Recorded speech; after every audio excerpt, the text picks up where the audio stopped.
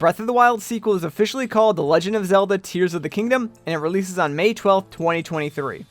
Now that you've got the key details, let's further explore this trailer, and I'll break down my thoughts along the way. We open on an engraving of a strange creature. To me, it has the appearance of a bird or an owl, but it might be human. There has been a lot of speculation about who or what this thing is, but I've got my own ideas that I want to elaborate on a little bit later on. For now, let's move on to the next scene. It's another engraving, but this time of a battle.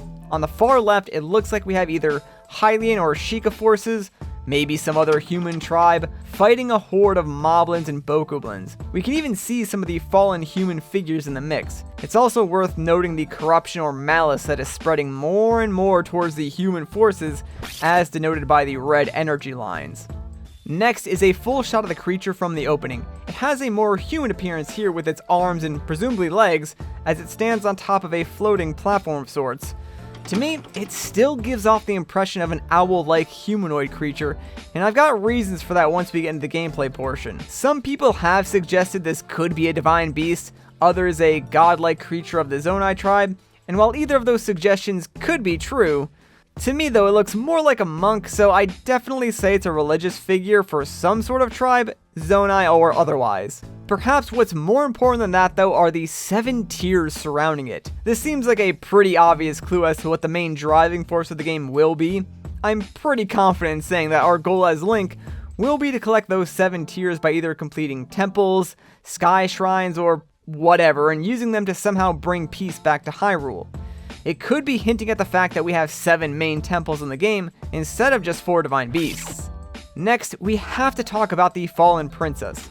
At first glance, one might assume this is Princess Zelda, and honestly, that's a fair assumption. Since this cave engraving is likely a prediction or prophecy, it wouldn't be out of the question for this to be Zelda. Plus, we've also seen that in the original trailer, Zelda does indeed fall. However, that could be classic misdirection. The only reason I say this is because of the eye. 3 triangles around the eye are normally a Sheikah thing. Typically though, the triangles are above the eye and here they're under the eye, which in Breath of the Wild's universe is associated with the Yiga clan or defectors from the Sheikah tribe. However, I could just be reading a little too much into this, and it could just be Zelda. Lastly, we see the same princess now standing up, uniting hands with someone else. Looking at the arm of the person she's uniting with, it seems more mechanical looking, which makes me believe it's Link's arm with the weird magitech around it, as we've seen from the previous trailer. And this does add a little credibility to the idea that the falling princess from the previous scene is in fact Zelda. Now, before we get into the gameplay section of the trailer, if you're excited for Tears of the Kingdom, do me a favor and hit that subscribe button. I'll be covering the game extensively when it comes out, and I'm trying to reach 100,000 subscribers before then, so I'd really appreciate it if you could help me out.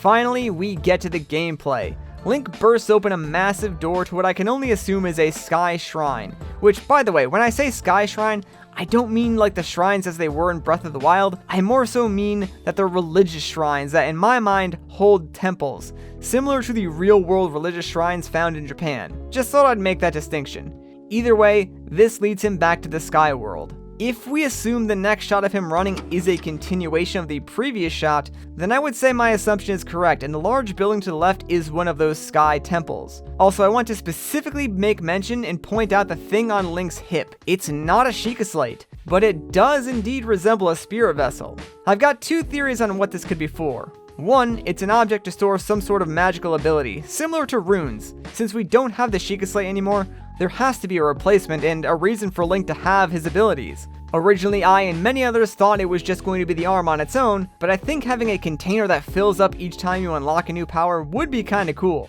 The other theory is that it could be used to collect and store those 7 tiers we saw in the cave engraving. However, looking closely at the vessel, it only appears to have 6 containers and not 7, so I am not entirely sure. I'm leaning more towards the runes since Link did have 6 runes if you exclude the amiibo rune in Breath of the Wild. Once the camera pans around again, directly in front of Link, we see another giant sky temple, as well as many sky islands to explore and visit. To the left of that though, just briefly, you can see something flying in the sky, and it looks like the tail of a sky dragon, which I feel like is going to play a pretty big role in this game given the logo and also their connection to the Zonai in general. Link jumps and begins to fall, and although it cuts pretty quickly, it seems like this may be how you transition back to the normal overworld. It seems like they tried to hide a little sneaky low transition in the clouds, and to be fair, it worked rather well, but I'm pretty sure that's exactly what's happening here. The next scene I find very interesting because Link jumps onto a rock and time appears to be reversed and he's lifted back up into the sky. If I wanted to be a media snob, and I did spend 4 years in college studying media, I would say the contrast of these scenes back to back implies that they are parallel to each other, meaning that if they just showed us how Link returns to the normal overworld by jumping, then in contrast, this scene represents Link returning to the sky by finding these special rock elevators and using his power to reverse time to before they fell from the sky. Looks like the 4 years I spent in college getting that degree came in handy after all. Next up, we have a few glamour shots of the game. Not much else to say besides the fact that, it looks really cool and I can't wait to play it. But when Link is falling towards Hyrule, we can see a few tiny islands scattered in the sky. The big things here, however, are Hyrule Castle obviously being lifted off the ground by the malice or whatever that evil energy is, and also, interestingly enough, it appears to be coming out of Death Mountain as well.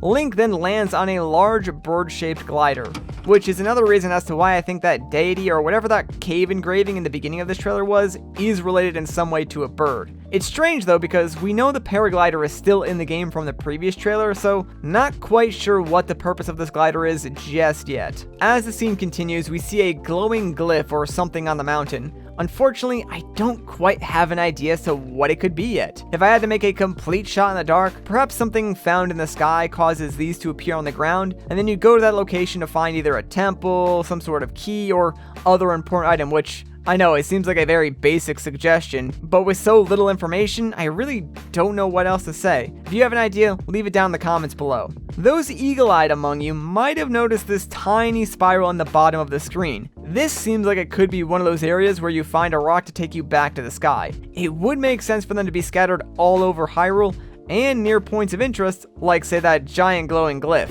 Finally, we get the logo and the ending graphic. Interesting note about the logo is that it uses two dragons to form a loop. These appear to be Zonai in nature, but what's interesting is that they seem to be opposing one another.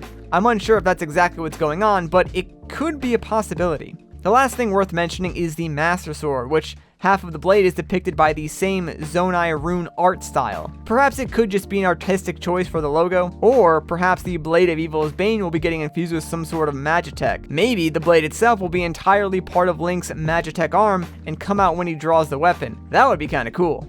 Now, there's still so much more to talk about, like the significance of the title itself and how I think it connects to not just the events of this game, but also Breath of the Wild, and even Age of Calamity, but that's a bit too much for this video, so keep an eye out for the next upload when I talk about that. Anyway, that's all I've got for now, but I'd love to know your guys' thoughts in the comments down below, so please, let me know what you think. Anyways, if you enjoyed this video, there will be another on screen right now for you to check out. I think you'll like it. Once again though guys, my name is Matt, thank you so much for watching, and I'll catch you in the next one.